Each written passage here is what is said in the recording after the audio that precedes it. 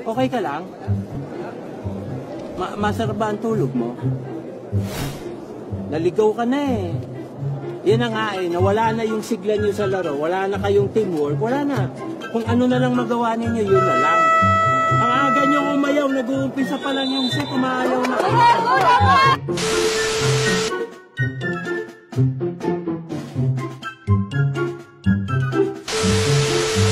Ala, yun ang pinanggalingan, may hindi mo pa mabasa yung bola.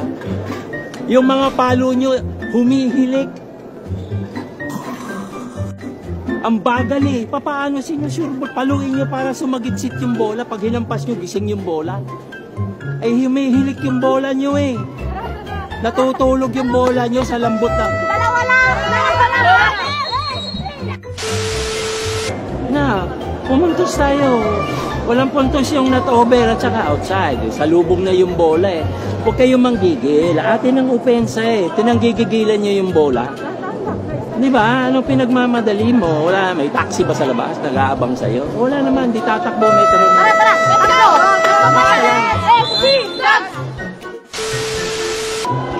Wala kayong control. Sabi nga nung training director namin nung araw sa national team na hapon, ball control.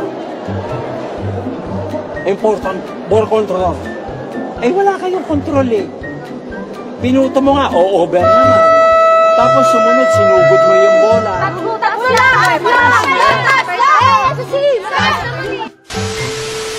Was coaching. Oh, Coach Roger. Yeah, So no? much good energy here. Coach Roger was coaching the men's and the women's. Oh, flying kiss. Oh. Receive lang. Wala ka katapang-tapang doon sa lipa. Habol dito sa Doberman para tumapang ka eh. May receive ka, parang ikaw pa yung takot, easy ball lang yung dumadating sa'yo. Beach volleyball ito eh. Pwede mo naman gawa ng paraan. Dikit naman yung bola san eh. Ang pinahiran nyo kasi takot. Wala naman multo rito. Anong kinatatakot mo? Ang ganda mo naman, dapat sila matakot sa'yo. Diba? Pretty! Grabe.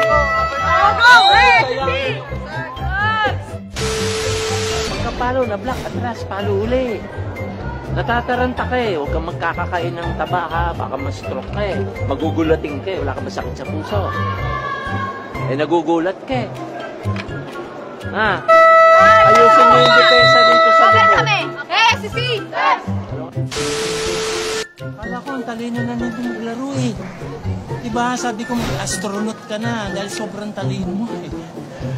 Eh, yung short ball, hindi mo na ako mabilisan ninyo, ha? Huwag ka na mag-commerce, ha? Mag-a-astro na tayo next sem. Ha? Uy, nabago naman. Sa 24 naman tayo. Dati sa 23.